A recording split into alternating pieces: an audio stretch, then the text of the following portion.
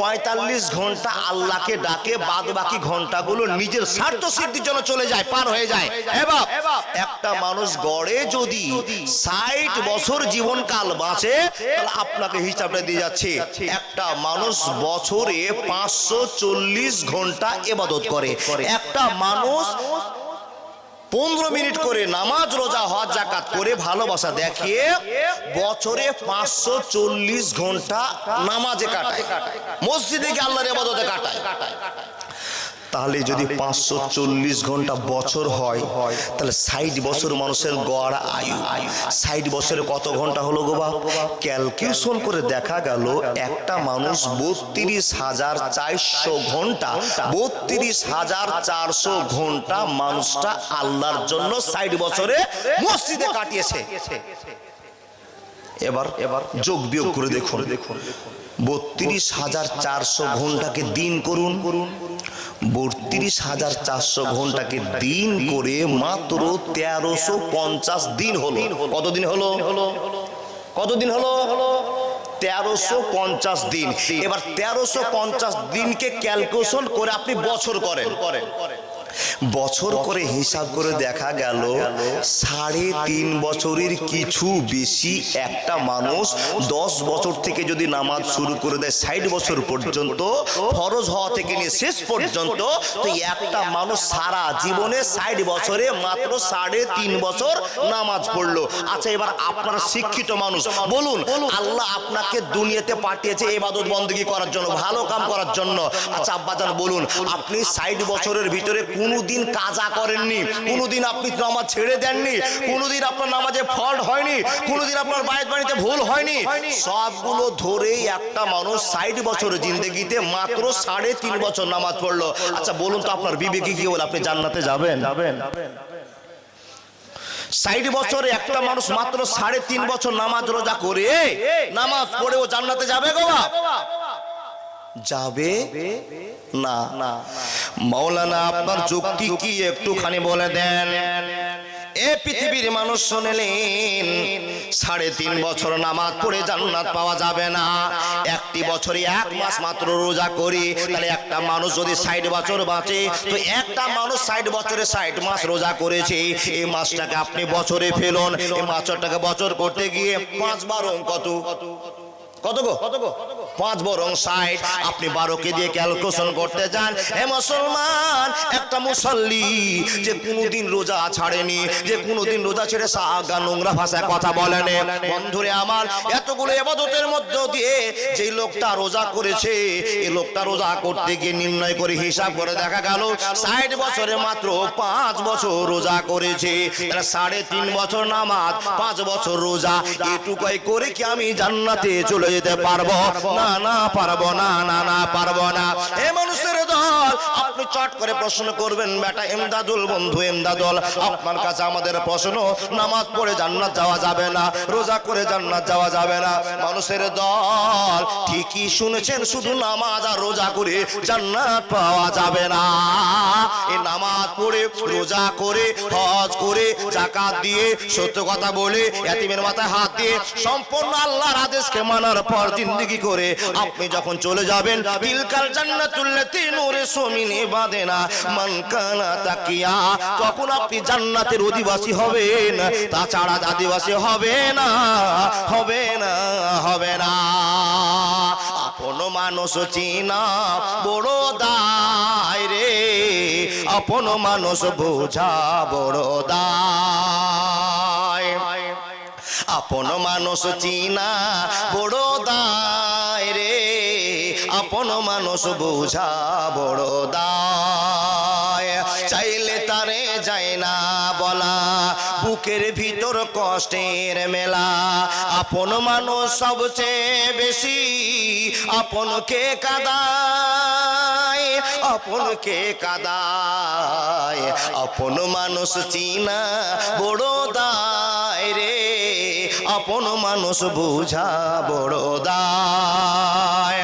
বাবুই পাখি ঘর বাঁধিলে হয় না ঘরে ঠায়, ঝড় বাদলে কাটায় রে সে ঘরের দরজায়, পারে না সে ছাড়তে মায়া, ছাড়ে না ঠিকানা।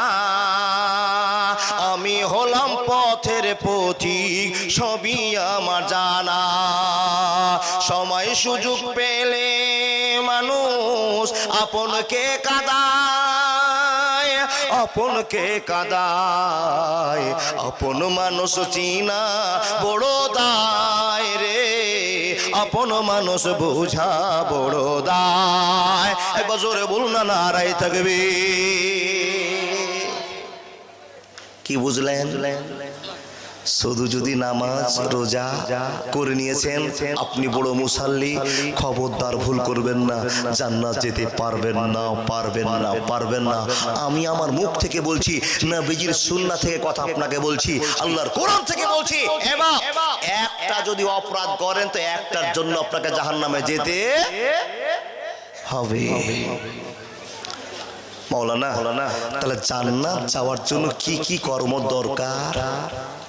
জান্নাত যাওয়ার জন্য যেগুলো আপনি জানেন, কি নামাজ রোজা হজ যাকাত, এগুলো মূল ইবাদত করতেই হবে। তারপরে এডিশনাল আমল করতে হবে। এডিশনাল আমল কি? রাস্তায় একটা ইট পড়ে আছে, সরিয়ে দিতে হবে। এই বাড়িতে খাওয়ার নাই, খাওয়ার পাঠাতে হবে। একটা গরিব খেতে পাচ্ছে না, ছেঁড়া লুঙ্গি পড়ে আছে, সাহায্য করতে হবে। একটা বাচ্চা বসে আছে, মাথায় হাত বোলাতে হবে। পৃথিবীর যতগুলো আপনি জানেন যেগুলো ভালো কাজ, সবই করতে হবে, নাহলে জান্নাত যাওয়া যাবে না। এবার জান্নাতের আশা সবাই করি, কিন্তু আপনার কাছে আমার প্রশ্ন, আপনি এমন কি আমল করেছেন যে আপনি জান্নাতের আশা করে বসে আছেন? বলে মাওলানা আমি 5 ওয়াক্ত নামাজ পড়ি, একদম আমি কাজা করি না, মিস্টেক করি না, বলে আপনি জান্নাত পাবেন না। নামাজ পড়ি মাওলানা, কোনো দিন দান করি না। নামাজ পড়ি মাওলানা, কোনো দিন গরিবকে দেখি না। নামাজ পড়ি মাওলানা, কোনো দিন বিধবার মাথায় আমি হাত দিই না। নামাজ পড়ি না মাওলানা, কোনো দিন ইয়াতিমের মাথায় হাত বুলাই না। নামাজ পড়ি মাওলানা, কিন্তু এই সমস্ত ভালো কাজগুলো করি না। এবার আপনার জীবনে ভুল আছে, আপনার থিওরি ভুল, আপনার ইবাদত ভুল। এই ইবাদত করে জান্নাত পাওয়া যাবে না। নামাজ রোজা হজ যাকাত করবার পরে আল্লাহ পাক রব্বুল আলামিন বলছেন মেইন একটা কাজ আছে, সেটা হলো দান করা। এটা হলো একটা পাওয়ারফুল ইবাদত, পাওয়ারফুল ইবাদত। আপনাকে বুঝাতে আরম্ভ করলাম, দান যে এত করছি, যত জায়গায় জালসা হচ্ছে 10 লাখ 15 লাখ 20 লাখ 30 লাখ 40 লাখ পর্যন্ত জালসা কালেকশন ওচার দিচ্ছে, সবই মুসলমান। মাওলানা দান করে এত কি লাভ আছে যে আপনি দান সম্পর্কে বলতে আরম্ভ করেছেন? এবার শুধু আল্লাহকে আপনি ভালোবাসা দেখাবেন, আল্লাহ আপনাকে ভালোবাসা দেখিয়ে দিবে। কি ভালোবাসা? দান করে লাভ কি?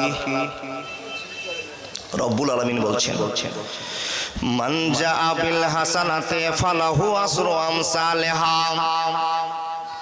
যে ব্যক্তি আল্লাহর ভয়ে, আল্লাহকে খুশি করার জন্য, মাবুদকে ভালোবাসা দেখার জন্য নিজের কামাই করা টাকা, রক্ত ঝরা টাকা, অনেক কষ্টের টাকা, 100 টাকা মাদ্রাসায় দিবে, 100 টাকা মসজিদে দিবে, 100 টাকা বিধবাকে দিবে, 100 টাকা ফকিরকে দিবে। এ মুসলমানের দল, আল্লাহ রব্বুল আলামিন বলছে বান্দারে, যখন তুমি নামাজ পড়বে, রোজা করবে, হজ করবে, যাকাত দিবে, শক্তি মোতাবেক তুমি ইবাদত করবে, আর করার পর যখন তোমার মনে চাইবে এই গরিবটাকে 50 টাকা দিতে হবে, ইয়াতিমটাকে 10 টাকা দিতে হবে, এই মানুষের দল এই কর্মটা আপনার জীবনের কতটা উন্নত করে দিবে। মানুষের দল একবার ভালো করে বোঝার চেষ্টা করুন। মানুষকে রব্বুল আলামিন লক্ষ্য করে বলছেন, মান জাবিল হাসানাতে ফালাহু আসরু আমসালিহা। মানুষরে শুনে নাও, 1 টাকা যদি মাদ্রাসায় দান করে দাও, 1 টাকা যদি মসজিদকে দান করে দাও, কত লাভ হবে? কান খুলে শুনে নাও হে বান্দা, তুমি বুঝে নাও, 1 টাকা যদি তুমি দুনিয়াতে কাউকে দেখে আমার ভালোবাসাকে কবজা করে নিতে পারো, আমি আল্লাহ তোমাকে 1 টাকার বিনিময়ে 10 টাকা পুড়িয়ে দিব। অসুবিধা হবে না, হবে না, হবে না। যদি তুমি আমাকে 100 টাকা দাও, আমি আল্লাহ তোমাকে 1000 টাকা ফিরিয়ে দিব। যদি তুমি আমাকে 1000 টাকা দাও, আমি আল্লাহ 10,000 টাকা ফিরিয়ে দিব। আমাকে যদি তুমি 10,000 টাকা দাও, আমি আল্লাহ তোমাকে দুনিয়াতে 1 লাখ টাকা ফিরিয়ে দিব। 1 লাখ টাকা তুমি যদি আমার নামে ব্যয় করে দাও, হে মুসলমান, আমি আল্লাহ তোমার জন্য 10 লাখ টাকার মালিক দুনিয়াতে বানিয়ে দেব। অসুবিধা হবে না, হবে না, হবে না। বান্দারে শুনে না, আমাকে সাহায্য করা তোমাদের বড় কাজ হয়ে হয়ে যাবে। একবার যদি তোমরা আমাকে কার্যে হাসানা দাও, আমাকে টাকা ধার করো, এ বান্দা শুনে না, তোমার ধার দেওয়ার টাকাটা কত ভাবে বাড়তে আরম্ভ করে, কেমন ভালোবাসা পেতে থাকে। একবার আমাকে বিশ্বাস করে ভালোবাসা দেখিয়ে যদি কোনো মানুষ 100 টাকা দাম দিয়ে দেয়, আমি আল্লাহ তাকে 10 টাকা দুনিয়াতে ভালোবাসা দেওয়ার জন্য আমি দুনিয়াতে তার টাকাটা ফিরিয়ে দিব। কিন্তু বান্দারা আমার ভালো করে শুনেন, যখন আল্লাহর জন্য আপনি খুশি হয়ে 1000 টাকা দান করবেন, এই মানুষের দল আপনাকে কোন দিক থেকে আল্লাহ 10,000 টাকা ফিরিয়ে দিবে আপনি জানতে পারবেন না, পারবেন না, পারবেন না। জি জি, আল্লাহ কোন দিক থেকে আপনাকে সাহায্য করবে আপনি টেরও পাবেন না, কিন্তু আপনি বড় লোকের পর বড় লোক হতে পারবেন। এ বাপ, আজকে গ্রামের ফকির, কালকে বোম্বাইয়ের পাকা ঠিকাদার। আল্লাহর ভালোবাসা কি করে কবজায় করব তুমি জানো না, শুধু আমার নামে ব্যয় করো। আল্লাহ তোমাকে টাকা দিয়ে আমার লাভ কি? আমি যে একটা সাধারণ বান্দা, তুমি আমার টাকা নিচ্ছ, আর তোমাকে টাকা দিয়ে আমার লাভ কি? রব্বুল আলামিন বলছে, এ বান্দা শুনে নাও, নামাজ পড়ো নেকির জন্য, রোজা করো নেকির জন্য, লাখ লাখ টাকা খরচ করো হজ করো নেকি নেওয়ার জন্য, লাখ লাখ টাকা খরচ করে তুমি দান করো নেকি নেওয়ার জন্য। বান্দারে শুনে নাও, সবই নেকি নেওয়ার জন্য, আর নেকি নেওয়ার পর তুমি জান্নাতে যাবে এই জন্য। এ মানুষের দল, আল্লাহ তোমার কাছে আমার প্রশ্ন, আমার টাকা নিয়ে তুমি কি করবে? বলে বান্দারে তোমার টাকা নিয়ে কাজ করব না, শুধু তোমার টাকাকে আমি আল্লাহ জমা রেখে দিব। আর জমা রাখার পর মাসালুল্লাযিনা ইনফিকুনা ফি সাবিলিল্লাহি, হে মানুষের দল তুমি আমার জন্য টাকাটা যখন দিয়ে দিবে, মানুষরে এমন একটা জায়গাতে তুমি টাকা দিয়েছো, বক্তা ইমদাদুলের হাতে 500 টাকার নোট একটা ধরে দিয়েছো, আর ইমদাদুল বক্তার টেবিলে রেখে দিয়েছে। ইমদাদুলের হাত মাদ্রাসার টেবিল, কিন্তু জমাটা হলো এমন আইসিআই ব্যাংকে, এমন স্টেট ব্যাংকে। মাসালুল্লাযিনা ইনফিকুনা আমওয়ালাহুম ফি সাবিলিল্লাহি কামাসালি হাব্বাতিন আমবাতাত সাবআ সানাবিলা ফি কুল্লি সুমবুলাতিন মিয়াতু হাব্বাতিন।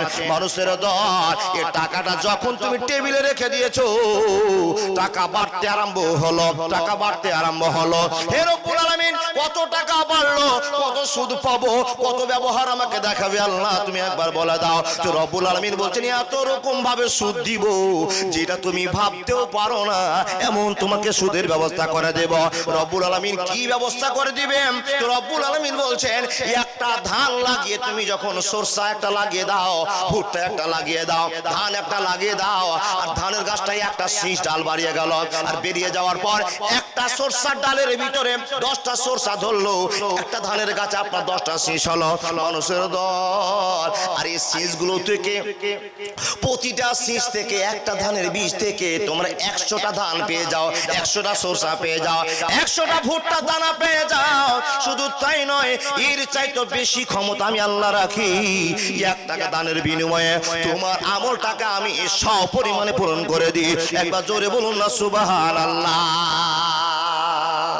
স্বার্থ ছাড়া বন্ধু বান্ধব কাছে আসে না, বিনা স্বার্থে দুনিয়ায় কেউ ভালোবাসে না, স্বার্থ ছাড়া ভালোবাসে শুধু আমার মা। কাদার খড়কুটা দিয়ে মাটির মূর্তি গড়ে, লক্ষ টাকা মজুরি নাই মূর্তির কারিগরে। মা আমার সুন্দর দেহ গড়ে দিল, মূল্য নিল না, মা আমার সুন্দর বডি গড়ে দিল, মূল্য নিল না, স্বার্থ ছাড়া ভালোবাসে শুধু আমার মা। একবার জোরে বলুন না সুবহানাল্লাহ। শুধু একজনই ভালোবাসে স্বার্থ ছাড়া, মা। আপনাকে বিনা স্বার্থে আল্লাহ ভালোবাসা দেখায়, 1 টাকা দান করে 10 টাকা, শুধু তাই নয়, টাকার পাহাড় জমিয়ে দেয়। ওয়াকুল্লা ইনসানিন আলজামনাহু তায়রাহু ফি উনুকিহি ওয়া নুখরিজালাহু ইয়াউমাল কিয়ামা। সেই টাকার ভান্ডার যেদিন ভাঙা হবে, ব্যাংক যেদিন খোলা হবে, আপনি দেখবেন আল্লাহ, আমি যে ইমদাদুল বক্তার হাতে মাত্র 500 টাকা দিয়েছিলাম, আল্লাহ এই 500 টাকাটা কেন 5 কোটি হয়েছে? বলে এটা আমার দয়া। সুবহানাল্লাহ বলতে পারলেন না? আল্লাহ বলছেন এটা আমার দয়া। কি এমন আমল করেছেন জান্নাতের জন্য বসে আছেন? এই আমলে জান্নাত পাওয়া যাবে না।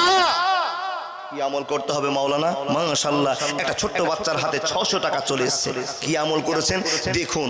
আপনাদের জমি 5 বিঘা, 10 বিঘা, 7 বিঘা, 2 বিঘা, অনেক মানুষের আছে। মাশাআল্লাহ 1000 টাকা দিয়েছে। দেখুন গো ভাই, আল্লাহর ভয় কত, ছুট এসে দিতে আরম্ভ করেছে। টাকা তো আমি নিব, আপনাকে বলে যাই আপনি কি এমন আমল করেছেন? বলে মাওলানা আমি নামাজ পড়ি। নামাজ যে আপনাকে বারবার বলছি, শুধু নামাজ পড়ে জান্নাত পাওয়া যাবে না, অ্যাডিশনাল আমল করতেই হবে। কি এমন আমল করেছেন? বলে আমি একদিন গরিবকে খাইয়েছি, 50 নেকি পেয়েছেন। হয়নি জান্নাত যাওয়া কাজ।